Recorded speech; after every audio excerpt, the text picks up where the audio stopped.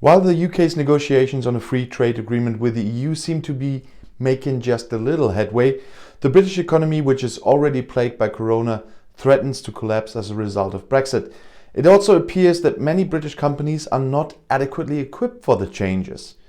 Our country is about to undergo one of the biggest changes in trade conditions in a very long time, and companies still don't know how to prepare for many important things.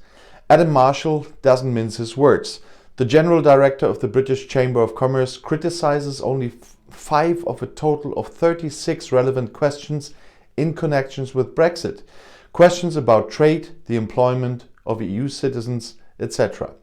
The British government is bombarding companies with information, but you don't have the time to read countless pages. There should be a simplified form, believes Joanna Lush of GX Glass in Kent.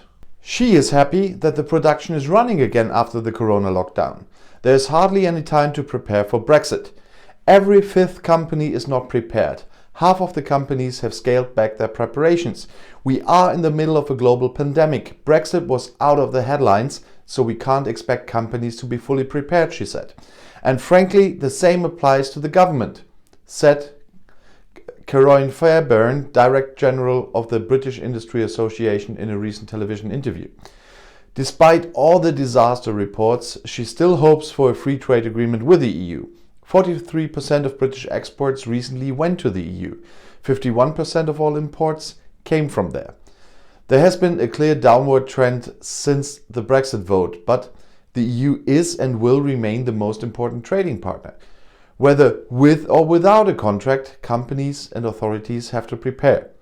Even with a contract, dealers have to take 80% of the preparatory measures that they would have to take in the event of a no deal. The bureaucracy is growing, so there will definitely be obstacles to trade, fears Roger Doe.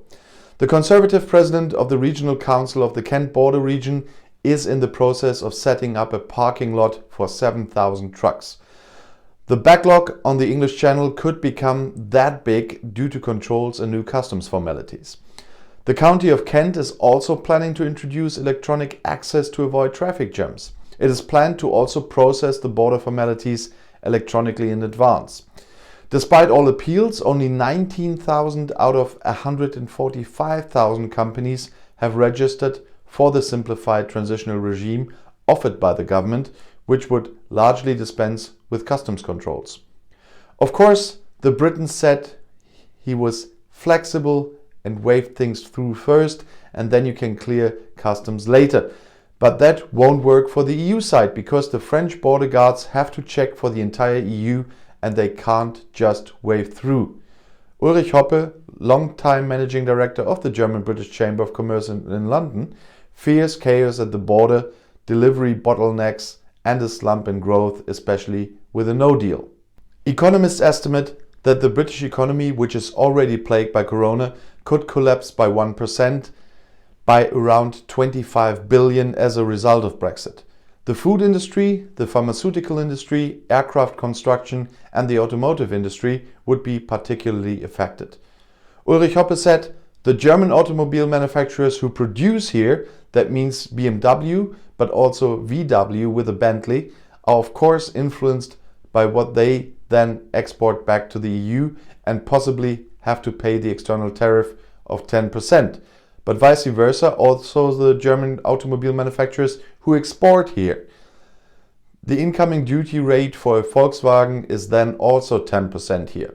And there's the question, how does the consumer behave? How is the competition doing?